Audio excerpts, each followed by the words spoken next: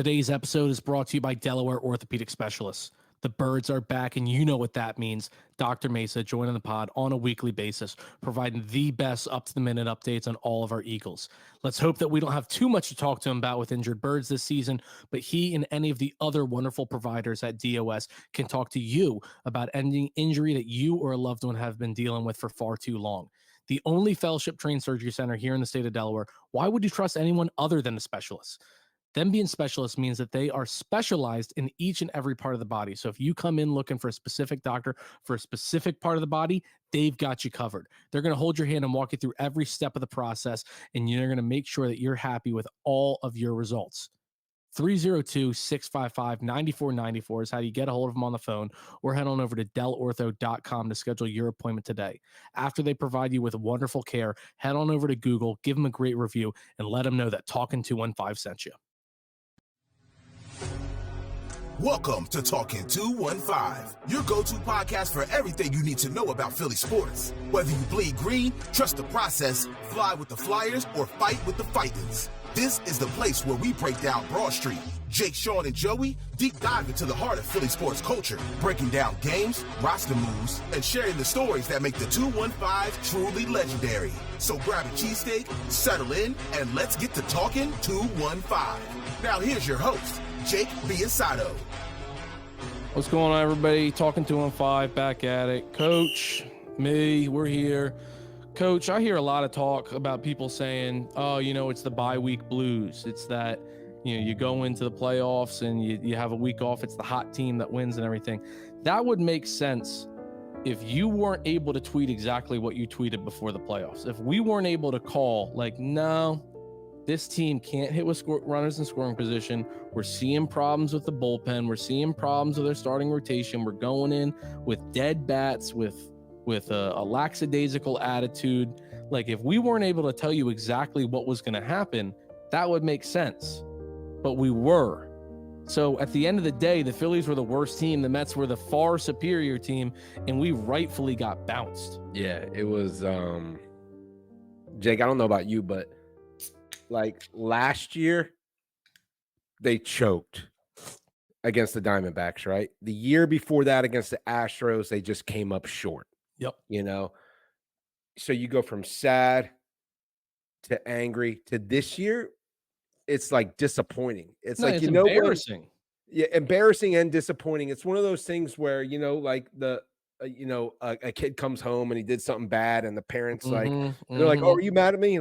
No, you know what? I got nothing to say to you. I'm not going to yell. I'm not going to scream. I'm not going to ground you. I'm just going to go away into my room or wherever. I'm just disappointed in you. Know that. And that makes you feel worse. You're like, rip me one. Yell at me. Please ground me. Do something. Let me know. And they're just like, you know what?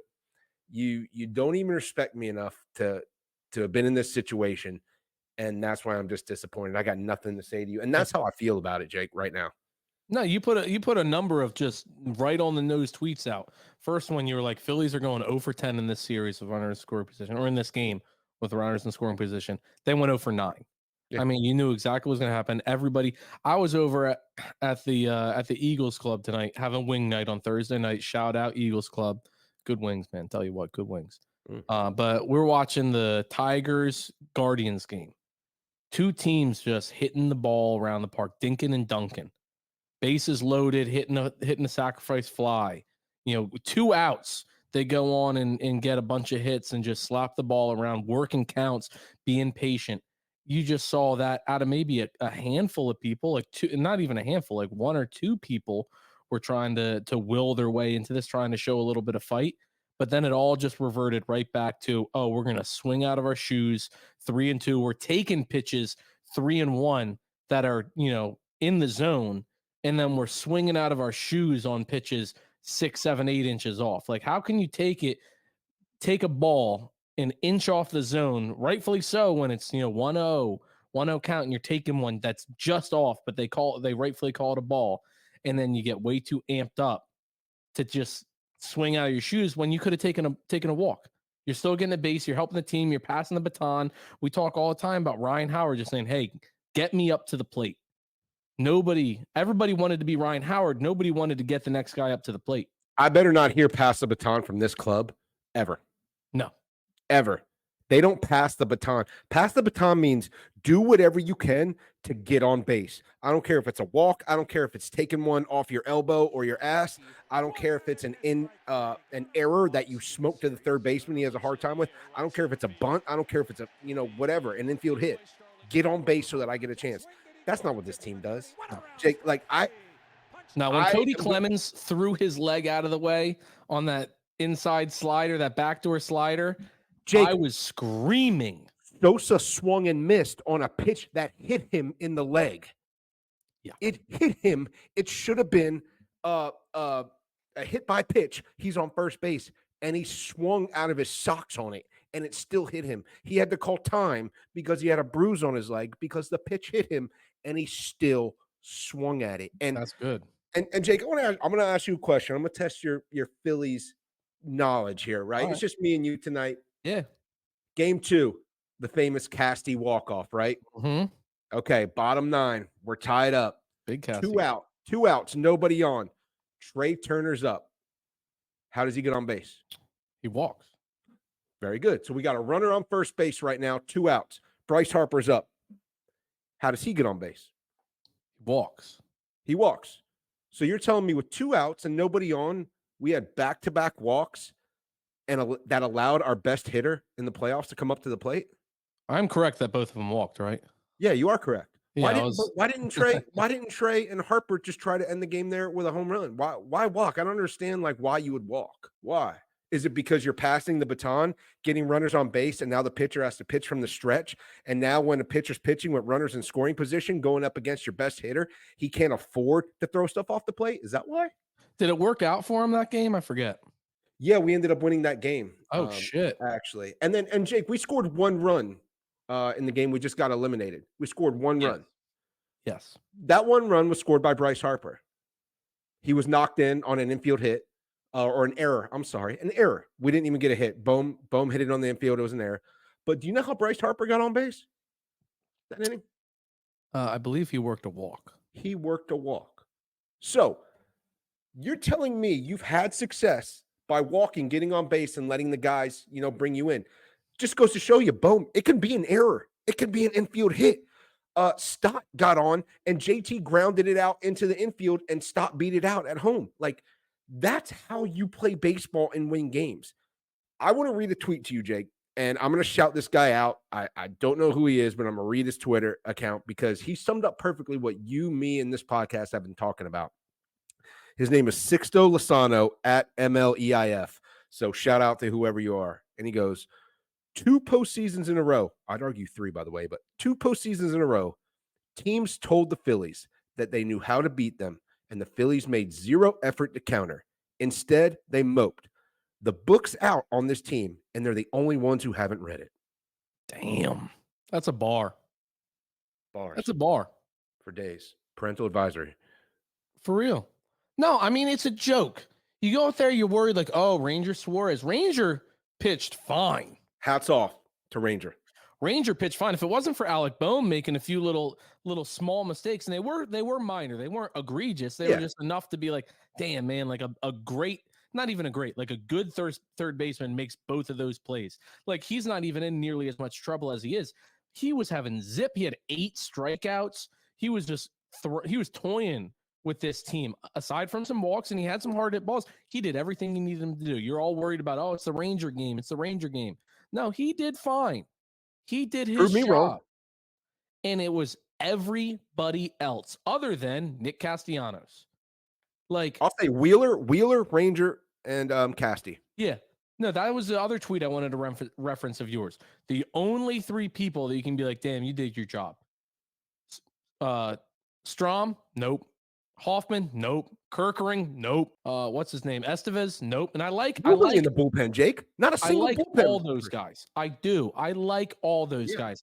I don't know what happened, but I want to bring something up to you that I thought about a lot. I've never been a huge JT guy. I've never been a huge anti-JT guy. This series, but I have said this, and you can credit me for this. I have said this for a long time. JT Realmuto, rumors are he does not call a good game. Have I not said that for about 2-3 years? Mm-hmm. Or I said a lot of anonymous pitchers when they leave the Phillies or they left the Marlins said they don't like the games that JT calls. Well, to your point, there's certain pitchers that we have that prefer Stubby back there. Yeah. Which is weird because he sucks. Yeah. But I'm just saying, you've heard that, and you've heard me say that, correct? Yes. And then you see Aaron Nola go out there, who, look, you know what he is. He's good for a long ball almost every game, but usually he's good for 6+, a long ball or two, typically solo shots, and he's a ground ball pitcher. Like that's what he did, right? He's a good pitcher, right? Yeah. Aaron Nola's a good pitcher. Yeah, but he went what, 6 innings, 2 runs? No, yeah, he gave up 4. Oh, well, they were credited to him, right? After. Yeah. But either way, why the fuck was JT calling 80% fastballs? Nola's not a fastball pitcher. He did not get the memo that they were just sitting, waiting for a Nola fastball. And he just kept calling them motherfuckers. And then Estevez comes up, and Lindor's all at the plate, and we call, as my ring light somehow switches to a brighter color, so I look even whiter than ever for those watching on YouTube.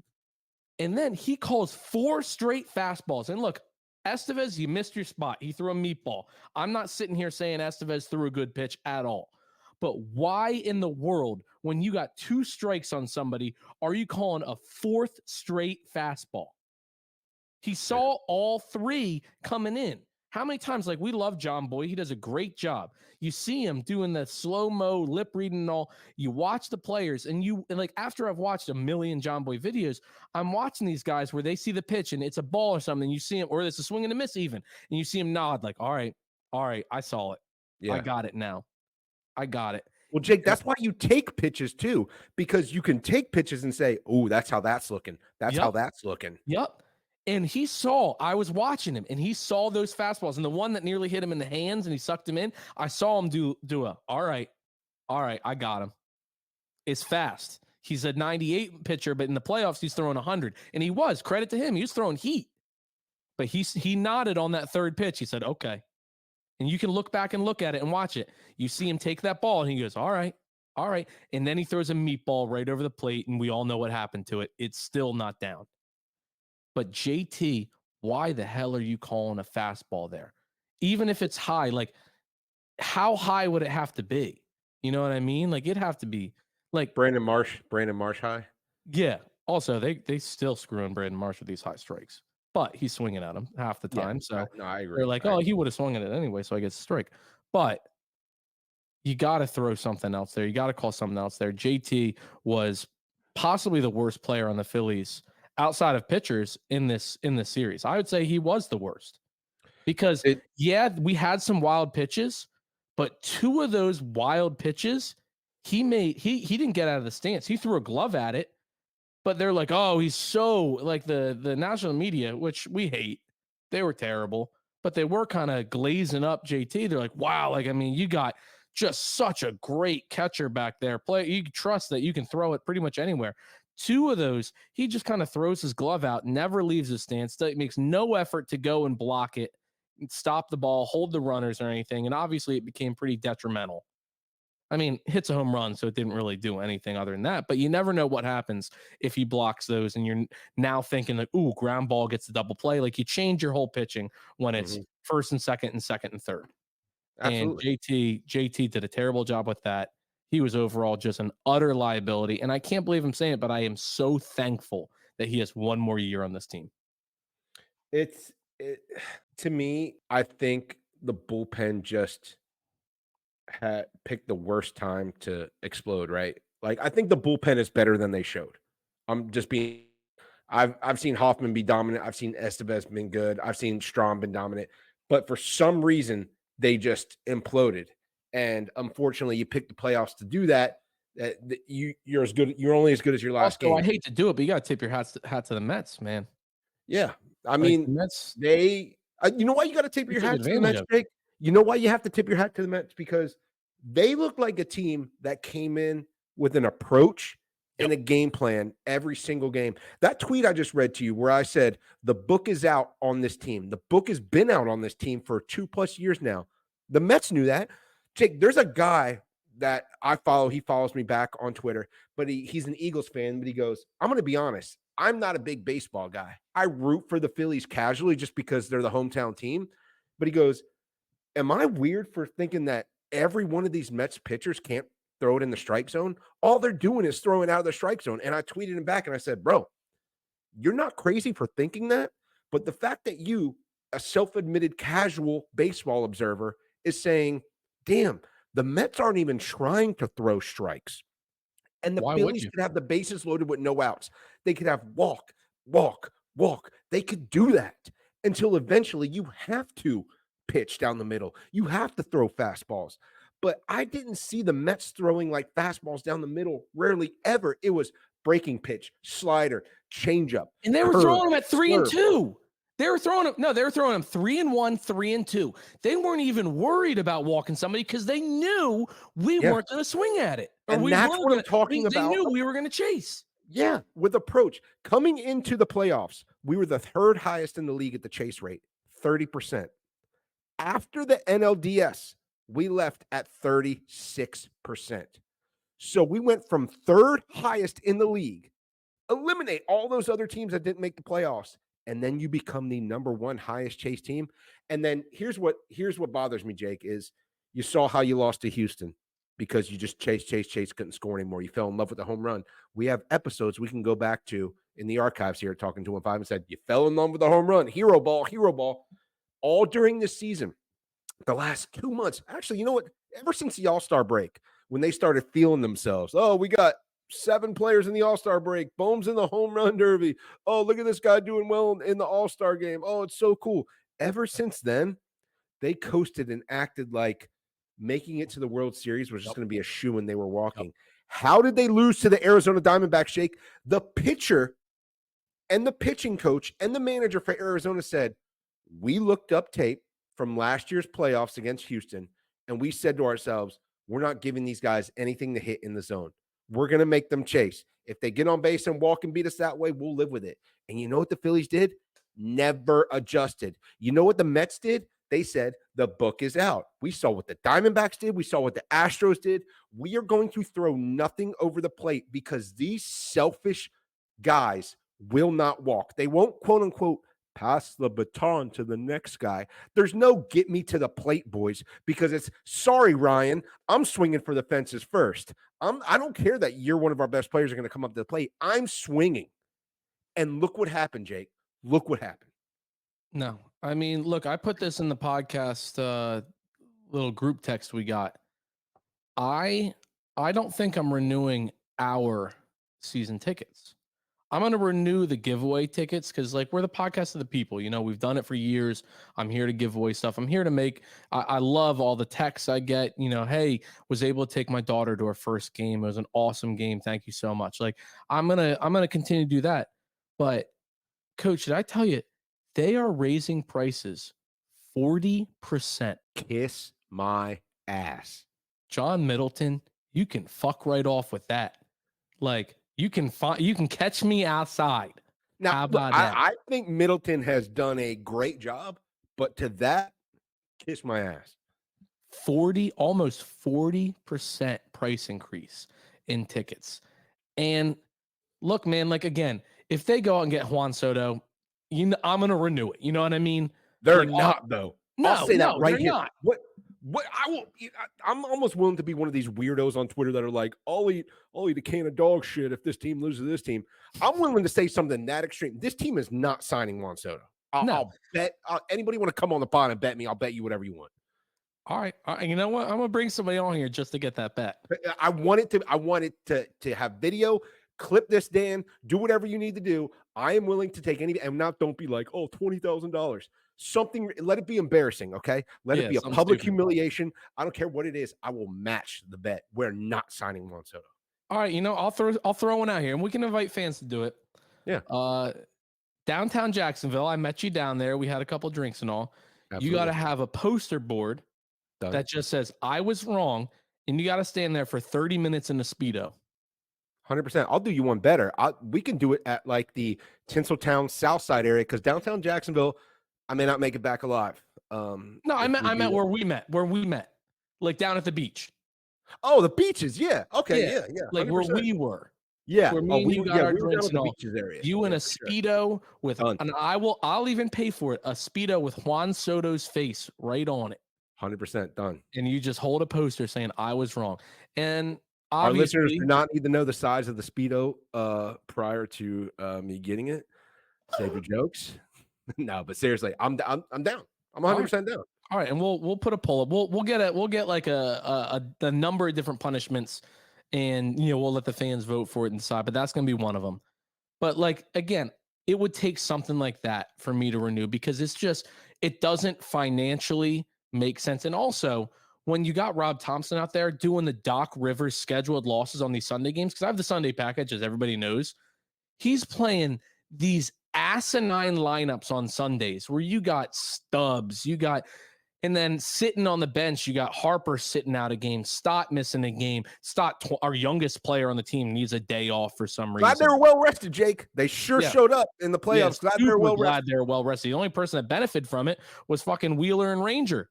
They went out there throwing. I mean, Ranger was touching 95. Like, love that. Love to see that. Was wrong about Ranger. I said, do not let him near the starting rotation. And he said, hey, it's playoff times, big boy. I know that I got to step up. I know I have to step up. But Jake, let me ask you, even if we sign Juan Soto, right? How do 26 years old, by the way, which is insane. It's literally insane. If you look at the age of the rest of our roster. He'd be the youngest player on the team. Yeah, he would be. That's nuts. There he is. I think we can officially put to bed the daycare. Yeah, they're 20. They're going to be 28 next year. The youngest player is going to be 28 next year. The daycare is done. Rojas, Bohm, Stott, is Martian. Is Rojas your guy? Even is Rojas your center fielder? I don't think he can be. I put out an angry tweet because I was on my feels after this loss, and I said, "Call up Aiden Miller, call up Justin Crawford to play center field. Aiden Miller can play third, whatever. I don't care." And they're like, "Oh, Justin Crawford's bat isn't ready." And I said, my rebuttal to that is, have you seen Johan Rojas swing a baseball bat? Have you? I don't understand, Jake, and we'll get into a Kevin Long discussion here. I've been very critical of Kevin Long, as you have, as we all have. Jake, I'm to the point where I've heard the players and coaches say, we don't need to chase. We don't need to chase. And the players aren't doing it. So the only reason I would want to get rid of Kevin Long is if you bring in a Charlie Manuel type, a Vic Fangio type, have you, a Bill Parcells type. Do you know where I'm going with this kind of analogy? That if you don't want to play the way we designed this game to be played, like our approach for this pitcher today is going to be taking pitches, small ball, getting him out of the game by the 4th, 5th inning, taking pitches. If you want to go up there and hack, guess what? Weston Wilson, you're in. So-and-so, you're on the bench. Guess what? Sosa, you're in. So-and-so, you're on the bench. If you do not want to play the way in the game plan for this game, you're on the bench. I'm sorry. Yeah. And it may take a hard ass like that, Jake, to light a fire under these guys, because I'm giving Kevin Long a little bit of leeway here. And I'm thinking to myself, they've talked to the media about chasing and not doing it. Johan Rojas should try a bunt once a game if he's in the starting lineup. Once a game. Everyone, the world knows Stubbs is bunting because he can't hit, and he gets on base. Still gets it. Like, Jake, what has to be done for the egos to be put aside and for them to say, hey, I want to win a World Series more than I want my OBP to be affected here? Like you said, you got to get a hard ass, and that falls down not only Kevin Long, but Rob Thompson. And look, I'm not a big Rob Thompson guy. I've made that pretty clear. Don't hate the guy, far from love him. And the tough thing is, I don't think he did a terrible job. Agree. In the NLDS. I think he did a fine job, honestly. But when the footprint has already been cast, where it's, I'm going to trust you no matter what. You play your ball. I'm going to have your back. You don't have to change a thing. I love you. You're perfect. You see what you're going to get. Like game one, I had a lot of people in our tweets saying like, fire Rob Thompson, fire Rob Thompson. I don't think game one was on Rob Thompson at all. I think he did everything literally perfect. He allowed Wheeler to go 111 pitches, and then he brings in the number one guy we'd all want to see in Hoffman, and then he brings in Strom, and then like he brought in everybody we would want to see in the situations. What would you have done differently? What would you have done differently? This is where it comes into play. What I've done differently is all year I would have coached differently to say, hey, you want to continue to chase? You can chase your tail all the way to the bench. Does that go for every player, regardless of salary? That's the thing, because we talked about it a bunch this year. Taijuan Walker, you got a bunch of guys that when they were slumping, I mean, Castellanos obviously was our best hitter for the last probably 2/3 of the entire year. But early on, just would not take him out, would not give him a day off nonstop. And it was just like, hey, outside of pitchers, name one player that has played his way onto this roster over somebody that has paid his way onto this roster. He's so much, you want to say analytics, his analytics are dollars and cents. If you're making more money, you're playing in the game.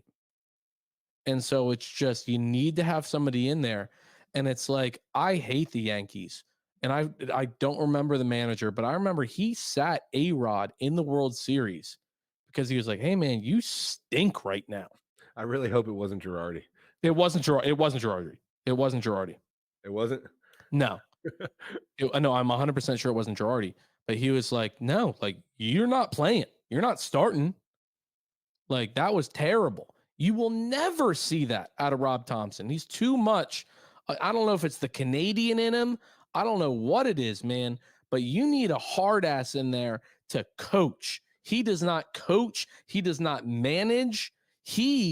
The players dictate to him what's going to happen. They're like, oh, Rob, that's cute. Now I'm making $27 million this year. I'm going to play. And guess what? I'm going to play however I want to play. But I think that's where there's a disconnect, right? Like, part of me, Jake, and I've been critical of Rob Thompson too, is like, I get Rob Thompson's stance of, I'm going to throw my best guys out there and trust them, because this roster, top to bottom, is damn good, right? It's damn good. When everybody is locked in, Casty, Bohm, Turner, Harper, Schwarber, all these guys are amazing. Like, they're good. The bullpen, amazing. Our starting pitching staff was one of the best in baseball, health permitting. So I get that part of it, but I also see the players taking advantage of that, right? Like, yep. No matter what I do, even if I stray away from the path, even if I come home after curfew, even if the street lights are on and I'm not at home on the front porch, I know my stepmom, isn't going to yell at me. I know she's going to let me get away with murder because she's just trying to impress my dad. Like, that's how I feel like the offense acts. And look, I'm gonna bring up a dumbass point here. There was a point in the game where we had first and third with one out. We were already up 1-0, and I was thinking to myself, all I kept saying was, "Come on, JT, sack fly, sack fly, sack fly." Like, you don't need a base hit here. You don't need to rip a double into the gap. Sack fly puts us up 2-0, and 2-0 in the playoffs is a big difference between 1-0 in the playoffs. You can luck into a run here and there, but 2-0, man, you got to worry about getting guys on base. You got to, overthink things. Am I going to steal? Am I going to move runners? And he strikes out. And then the next batter, he popped out to shallow center field. Pop out. The first swing he made all game, and he swings at junk to south. And I was sitting here, me and my boy John and my boy Ben, we were all sitting on this couch watching the game. I said, there are 3 things that you cannot do here, JT. You cannot line out to the infield. You can't hit into a double play. Or I guess there's 4. Or no, I mean, line out and pop out is essentially the same thing. You can't getting out in the air shallow. So that's line out to the infield fly. Again, it wouldn't have counted as an infield fly, but I mean an infield pop up or a shallow outfield pop up. You can't hit into a double play. You can't strike out. I said, that's the only 3 things you can't do. A slow dribbler that you can beat out a double play, but it scores a run, fine. Deep fly ball, fine. A hit, my goodness, that'd be amazing. But you knew he was gonna, he just refused to take a walk. He just gripped that bat and said, all right, I've done nothing all series. Let me show him here what I can do. And he pops out to shallow center field in a completely useless out. They do not score another run the rest of the entire game. And Jake, I think that's my biggest issue is because we said the book is out on the Phillies about how they chase, they do this and this. I put out a tweet and I said, pitching matchups don't matter to me. Like, it doesn't matter who the opposing pitcher is. I don't care if he's a 10-time Cy Young winner. I don't care if he's rookie of the year. I don't care if he's a call up from the minors or he's just your average fourth starting pitcher. It doesn't matter because the Phillies are going to do the same thing every game, no matter who the pitcher is. Right-handed, left-handed, rookie, veteran, reliever, starter. It does not matter. They're going to do the same exact thing every game. And look, we're big Bohm guys, right? We always say that on this podcast. We were. He had a comment to the media yesterday that absolutely pissed me off. And a reporter asked him about, you saw 15 pitches in 10 at bats. Think about that, Jake. That's 1.5 pitches per at bat. 15 pitches in your last 10 at bats is what you saw. So you're just thing. And he goes, do you think approach needs to change based on how the game is going, based on where you are in the game, based on who's on? So then he goes, I've always been an aggressive hitter. I'm going to continue to be an aggressive hitter. And that right there lost me. That right there lost me because I'm thinking, if Bohm is thinking this way, the rest of the team has to be thinking that's top down, man. Where's the leadership on this team? Yeah. Where's Harper coming in and saying, hey, we're seeing, like, they all sit there with the tablets. They're all sitting there. They're sitting there playing Minecraft. Like, oh, man, that was a fair ball, which Alec Bohm it was. It was a fair ball. Cool. We all know that. First and third with 2 outs. We all know that. Like, it was. He might have scored a run there. Might have. Somebody's getting hit with runners and scoring. Everybody's sitting there looking at the tablets. Where's the leader saying, hey, guys, every single one of us is swinging that shit off the plate. We need to just be patient. I mean, this guy, Quintana, tops out at 91. Tops out, and he's throwing junk. You're telling me you can't be patient and just sit fastball?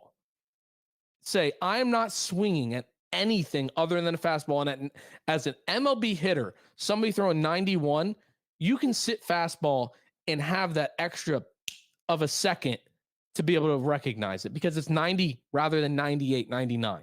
Jake, that's what they did against Nola. That's what the Mets did against Nola. Yeah. They couldn't catch up to his breaking ball. They could not do it. No, it's unbelievable the amount of ball, like 3-1 count. Anytime we had a 3-1 count, the ball was being skipped in or a foot off the plate. And we're swinging at it. Like, they had so little respect for these Phillies hitters that 3-1, 3-2, their pitch of choice was off speed off the plate. 90% of Major League Baseball has to throw a fastball there because they don't want to walk a guy. Yeah. 90%, but not when you play the Phillies. They knew we can throw anything other than a fastball and they're going to swing. Jake, it's like when you're playing poker. I know you're a poker player. I know you've seen poker movies and everything. And, you watch the movie Rounders. It's like the rule is when you spot another man's tail, you don't say shit. You keep your mouth shut. The Diamondbacks literally said, hey. During the series, they said this. Yes. Mid-series. Yes. What got you guys back in the game? We knew we were just going to have to throw off the plate because those guys are so good middle in that we were just going to, go ahead and just have to make them chase. That's the only way we're going to do it, throwing everything off the plate. So they did that, and the Phillies were like, oh, throwing off the plate? We'll still try and hit it. Thank you, sir. May I have another? Yeah. Like, they spotted our tail and told us, and yet we keep doing it. That's the thing to me where I'm so adamant about this Juan Soto thing. Cool, we signed Juan Soto. We trade for Mike Trout. We get Garrett Crochet. We call up Aiden Miller, and he's potentially rookie of the year. I'm going to be honest. We do all that. I'm going to renew my season tickets. You can renew them. You know what I'll do? I'm going to lie and say I'm not watching the Phillies, but I'm going to watch them in silence and not tweet. But still. Oh, that's a lie too. Jake, what do we as Eagles fans, what team do we make fun of the most in the NFL? Dallas Cowboys. Why? I mean, terribly owned. Their fans are asinine. Let's just keep it to football. They're really good when they're down. Or no, they're really good during what part of the year? Oh, the regular season. Regular season. And then why do we make fun of them after the regular season's over? They do nothing. Never do anything in the playoffs. So their big name guys don't show up and lose the exact same way every single year in the playoffs. And yet every single year they want the fans to get invested because they have talented people on their team, all pros, pro bowlers, you talking about highest the paid people. 76ers? Are you talking about the Phillies? I used to think it was the Sixers, and I see people, getting in an uproar. But with those Sixers teams, Jake, it was like, we know we're not better than the Celtics, right? We know the Celtics are dominant. We know Embiid's hurt. Like, we know Doc Rivers sucks. We know Toby sucks. We know James Harden is a playoff choker and on his way out. We know Ben Simmons is just giving up and can do nothing. So while we compared them to the Sixers, we had our obvious doubts, right? But with this Phillies team going in, I had no doubts. I was like, this lineup is solid top down. This pitching staff is solid top down. This bullpen is the best in the league. And they fall flat on their face. So that's why I'm thinking that analogy might make a little bit more sense. Yeah. And I hate doing that, man, because I'm just like, what? Y'all can't. This is the boy who cried wolf. Y'all can't keep doing this every year. I don't care if we have 5 guys on the team hit 40 home runs. I know come playoff times, y'all aren't going to play small ball. You're not going to bunt. You're not going to move runners over. You're going to swing at everything. So what does it matter? It's way more difficult in the regular season when teams are worried about the series they just had, the series they're in, and the series they're about to be in. In the postseason, they're able to just focus in on the team exactly that they're playing and really figure out and nitpick the ways to beat them. And like you said, the book has been out for years on the Phillies, and they're the only team that hasn't read it. Today's episode is brought to you by Bucket Golf. I am sick and tired of spending so much money to go play courses that really aren't even that good a shape and go put my Sunday best on just to get swamp ass and look like an idiot by the end of the day. That's where Bucket Golf comes in. In 3, 6, 9, and 18 hole sets, you can convert any backyard, any field, any park, anything really in general into your own personal golf course. You see us playing it down at Citizens Bank Park, and you're going to see us playing it a whole lot more this winter. Head on over to their website, bucketgolfgame.com. Use promo code TALKIN215. Give them a great review and have the time of your life playing a game that we all love, but now stress-free with a beer in your hand, and it's not costing you an arm and a leg to play. Bucket Golf. Let's play, folks. So Jake, I will just wrap up my Phillies thoughts because I don't really want to talk about this team because I feel like they don't deserve it much. For those new Philly fans, for those who have been Philly fans for a long time, for those who have been Philly fans just for a little bit, for those just kind of watch playoff baseball, whatever type of Philly fan you are, just know that it's really, really hard to find a situation like this where a team loses in the playoffs the same exact way every single year. They beat themselves. They kick themselves in the ass. Chase. I just told you 3rd highest in the league. And when they left the playoffs, they were the highest in the league. They talk about not chasing and they chase. Bohm says, I'm an aggressive hitter. That's what I'm going to do.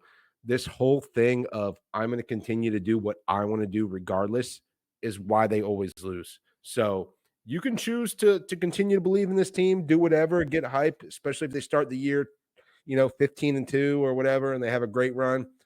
It's going to take a lot for me to get back in, man. Yeah, I hear you. It's going to take a lot. And like I said, probably not renewing our season ticket plan. But look, man, like a lot of people said, oh, at least we got the Birds. We got a big matchup. Like I said, one of the matchups I've really been circling on the calendar, facing the Browns. I'm finally excited to have a healthy team. Having AJ, Smitty, and Lane back is bigger than probably anything. The bye came at the right time. I think we knew we were so banged up, more banged up than I've probably ever seen this offense before. So I'm really excited to get AJ, Smitty, and Lane back. You got Sidney Brown coming. I don't know if he's going to play much or what the deal is, but, him being activated for his practice window. You got things mixing up on defense. It looks like Cooper is going to be starting in the slot over Avante. So I'm excited, man. I'm excited for the health of this team. I think the bye being early came perfect. Like I said before, I know that's cliche, but to be able to see this offense clicking on all cylinders, finally healthy. We've really only had one game of that, and that was week 1.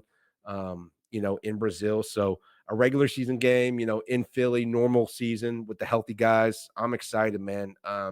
You just can't lose to this Browns team. This is one of the most dysfunctional teams in the NFL right now. If you somehow look incompetent and lose to this team, it's the vibes are going to be at an all-time low. No, I mean it's a very bad Browns team coming into town. It's in home, right? Where it's in Philly. Yeah, we're at home. Yeah, coming into town. We have to handle business. We're coming out of the bye. Like you said, AJ's back, Smitty's back, Lane's back. There's really no excuse. You looked at the injury report today. Everybody's looking real healthy. You got Cooper DeJean getting another week, like you said, under this Vic Fangio scheme, able to get a little bit more comfortable. Obviously, we know Maddox has to get out of there. We've seen what's going on with him. And so I'm excited. But again, you can't get all that crazy excited because you've seen what we've seen for the first 4 weeks of the regular season. Yeah. And I guess there's some trepidation there, right? There's some like, man, you guys got to turn the corner here. Like we haven't been playing good football. I'm going to lean on the injury bug a little bit and say, look, once we get all our guys healthy, which we have now, it's going to look different. You've really only played one home game this entire year. I mean, we're almost midway through October, and you've played one home game all year. So I think back at home, coming off a bye, everybody healthy, playing a Browns team that is reeling, have one of the worst quarterbacks in EPA in anything in the NFL. Not going to mention his name. Can't handle pressure. Can't, it looks like he can't go through his reads. I'm telling you right now, if this defense doesn't wake up against this Browns offense with their beleaguered offensive line, with the way that terrible quarterback has been playing at home, at the link, in front of your crowd, fully healthy, I don't know what to do. I'm confident in the game. I know Vegas is confident in the game too. Not that that matters, but I see the Eagles coming out and setting the tone for the rest of the season here with a nice win against the Browns. I'm begging them to. I mean, we have to have something to just bring everybody back in. And it'd be perfect for the Eagles to do so.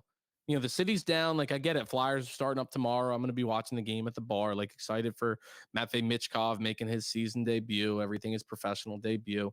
Like, there's a lot of things going on that got to get you excited, but nothing will get you back into Philadelphia sports, back into the rhythm of things, like the Birds coming out there and having a dominant wing. Like, can we get a turnover? Can we get an interception, a fumble recovery, some big strip sack? Like, if we how about a sack? How about just a regular sack? Just a regular sack. If we go out there and we see a dominant defensive line and offensive line, Jalen Hurts is passing the ball around beautifully. Saquon's doing what he's been doing all year long.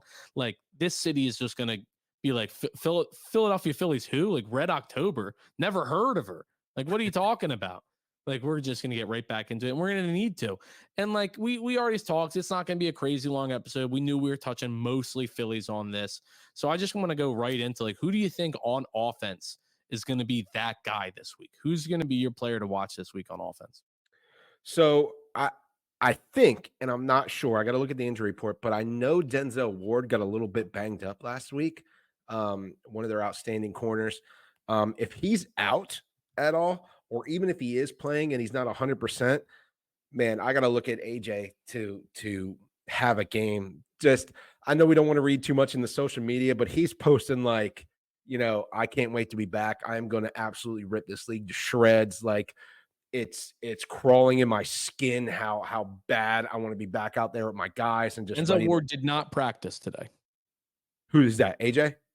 Denzel Ward did not practice today. Well, there you go. I mean, there you go. It's trending in that direction. Their injury report is incredibly long. It's like ours before the bye. No, I mean, Myles Garrett was limited. Deontay Foreman limited. Grant Delpit didn't practice. Ronnie Hickman didn't practice. James Hudson didn't practice. Ethan Pochik didn't practice. Like, a lot of these, none of these guys, I have no idea who they are. You know what I mean? Who's that Myles Garrett guy you talked about? I don't know who. I don't know that guy. But I mean, their injury report's ridiculous. It's real rough, their injury report. And look, that's the NFL, right? Nobody felt sorry for us when we were banged up and going in with Jahan Dotson as the number one wide receiver. Screw the Browns.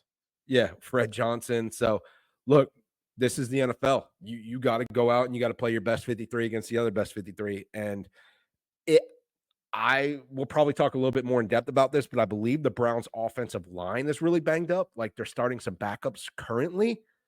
And if that's the case, I don't know when else we would be looking for the Eagles defensive line to kind of wake up. I know they did against the Saints, and I know that was great to see, but I'd also love to see some pressure come from anywhere but the interior. Can we get some edge pressure? Like, is that possible to do? Like anybody on the edge, just Bryce off breakout game?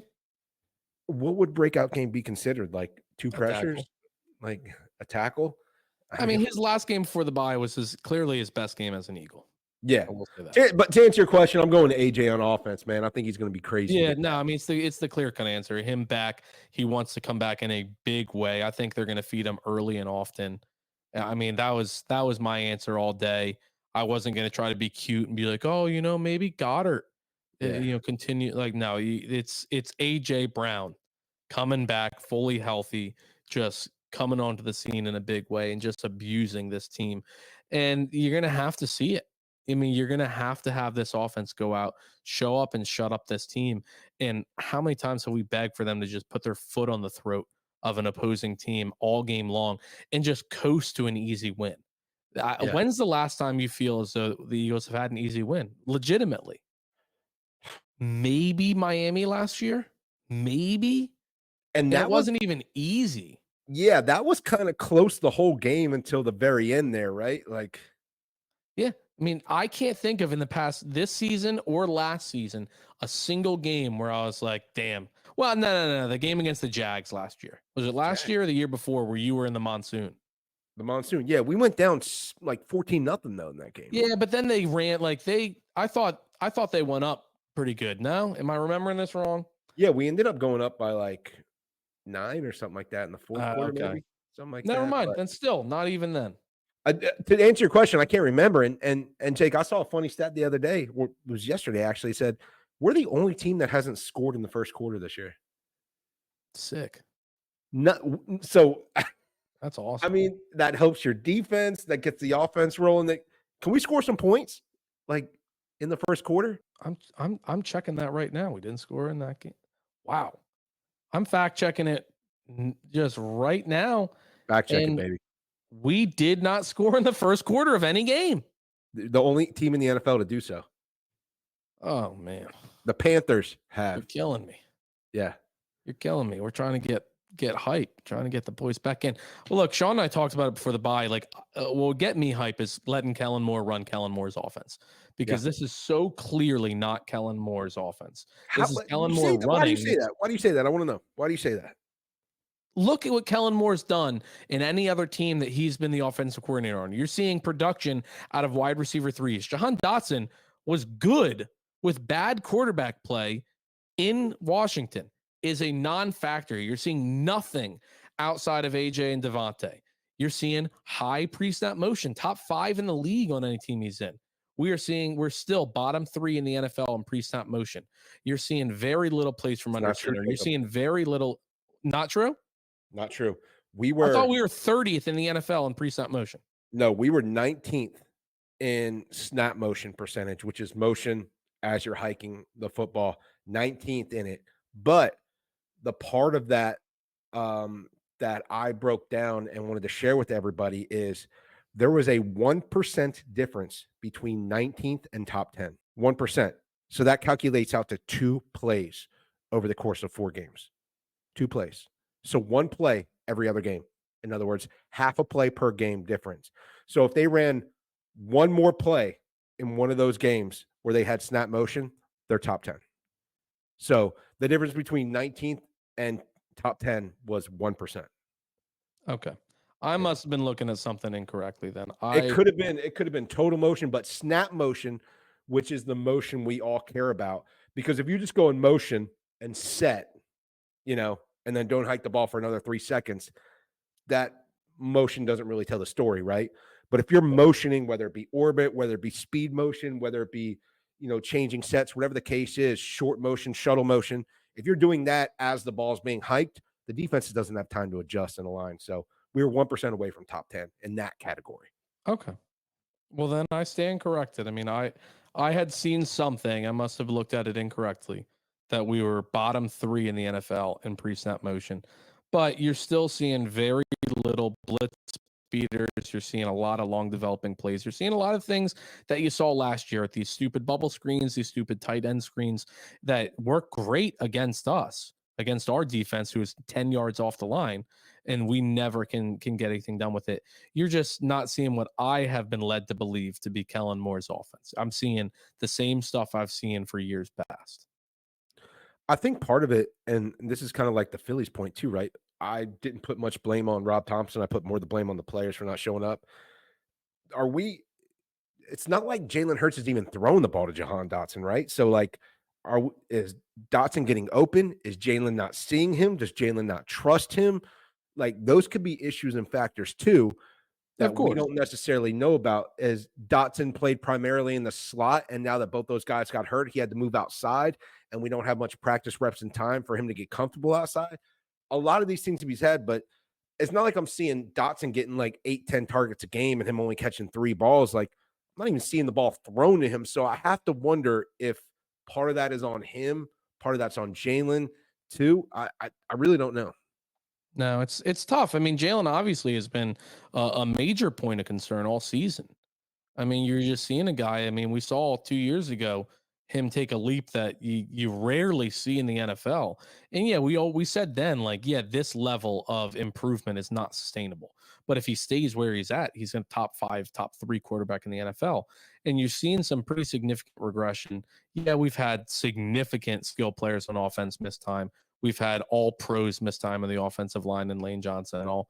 But I need to see him step up in a bigger way because like that strip sack last week was classic Wentz.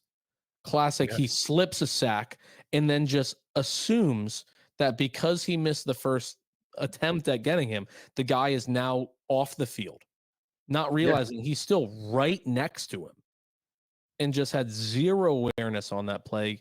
Massive strip sack where we were finally getting back in. We were in the red zone there.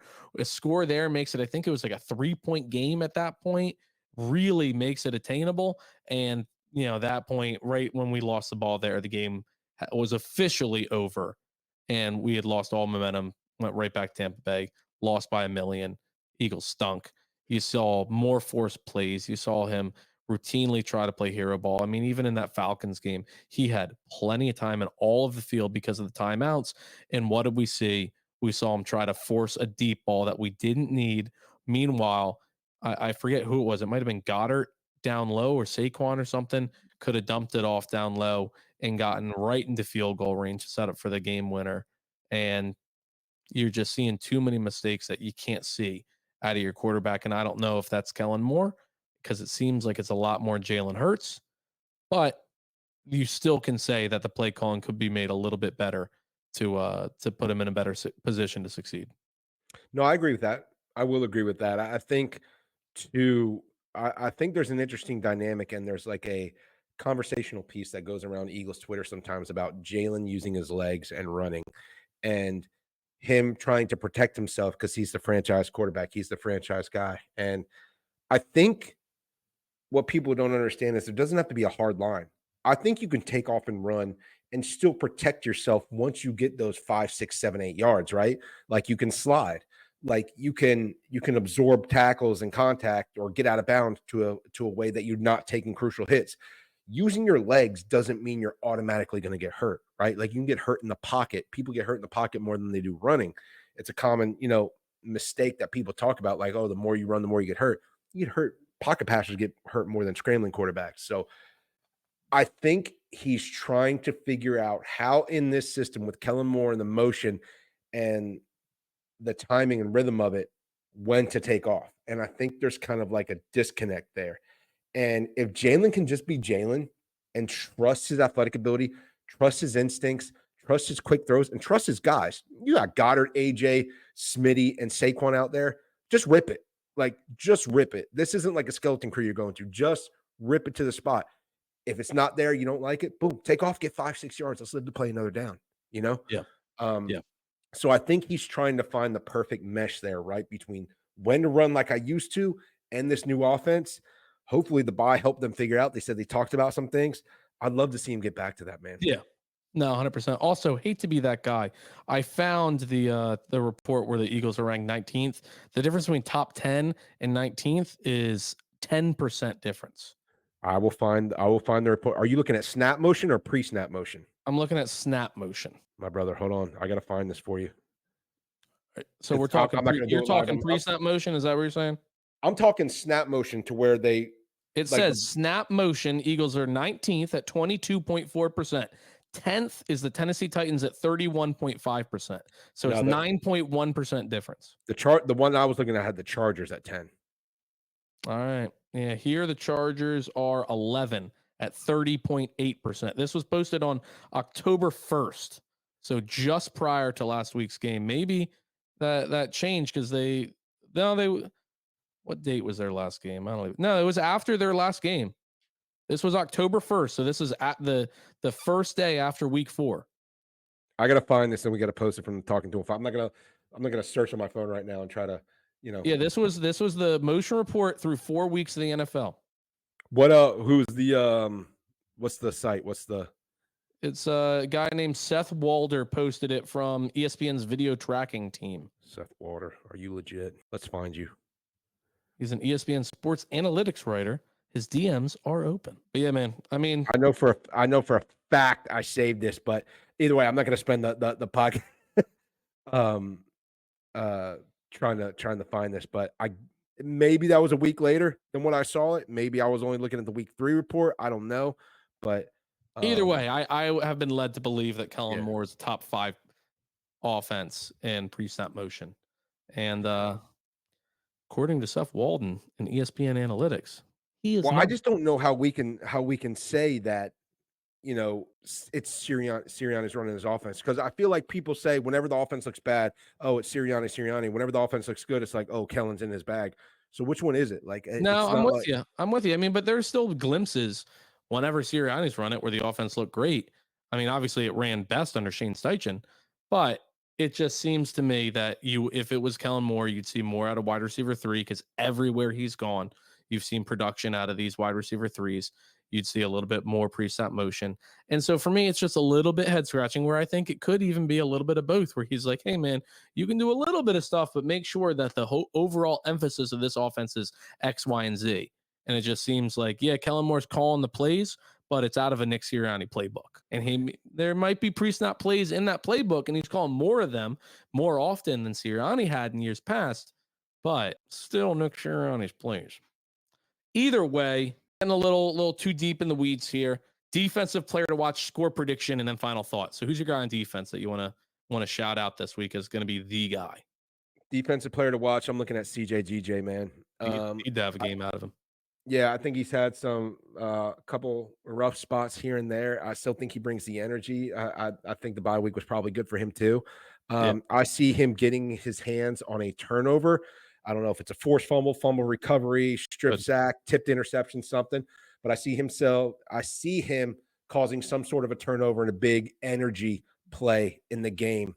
So AJ on offense, and I'm going to go CJ on defense. I'm only doing players that have initials for names. Yeah, why not? No, I'm with you on AJ on offense. I'm going Q. I'm going Quinyon Mitchell on defense. Okay. Slay, I doubt they're going to really have him shadow anybody on this team, Jerry Jeudy, Amari Cooper, anybody like that. But I think Q's going to be on his side. Stinking bum ass Deshaun Watson's going to try and pick on him. And you've seen him throw some terrible passes, and Q is too instinctual. He's shown that he's just too natural at his position to go 5 weeks without a pick. So he's going to go out, get his first pick this week. He's been all over a bunch of passes, has been close a couple of times, and facing off against the worst quarterback that he's seen thus far this season, with an extra week to prepare, an extra week to just take notes on his game. He's going to go out there, be in his bag, and make an impact play. And then I'll go right into the score prediction. Like you said, AJ Brown, I wouldn't be surprised, and I may even put out a 2-time touchdown score on him. Wouldn't be shocked if he had 3. I might not bet on 3, but wouldn't be totally shocked. And then Saquon's naturally going to get his, might even have a Hurts one. I'm going 4 offensive touchdowns on the day. Plus, whoa, breaking news, 2 field goals. Nick Sirianni kicks those, What's a field that's goal? nuts. Exactly. I'm going 2 field goals, so that would be 35 for the Birds, and then I'm going a nice 17 for the Browns, and we're finally getting a comfortable win. Ooh. My prediction won't be as high as that, but I do feel good about this victory. I know the spread is 9.5, I believe, at Vegas right now. Very, very hard to see the Eagles covering that, but I'm going to go ahead and say they do. I'm going to go 27-17 Birds. Like that. I'll go AJ and CJ. It's never going to be a pretty blowout win. There may be some ugly quarters here and there, but I got a prediction for you, Jake. We score in the first quarter this Sunday. My math was wrong. If 34. I did my math, it'd be 34. But Yeah, screw it. I stick with 30. I'll stick with 35. we going for one of those. Yeah. One of them. No, of course. No, actually, we miss an extra point, and then Isaiah Rodgers blocks another extra point where we return it for 2. That'd be nuts. Yeah. 2 returned extra points in back-to-back games. No, we go for 2 one time or some kind of nonsense. I don't know. I'm sticking with mine. But look, final thought: Chick-fil-A may be closed on Sundays, but AJ Brown's always open. I like it. Final thought: fool me once, shame on you. Fool me twice, shame on me. Fool me 3 times, you're the Phillies.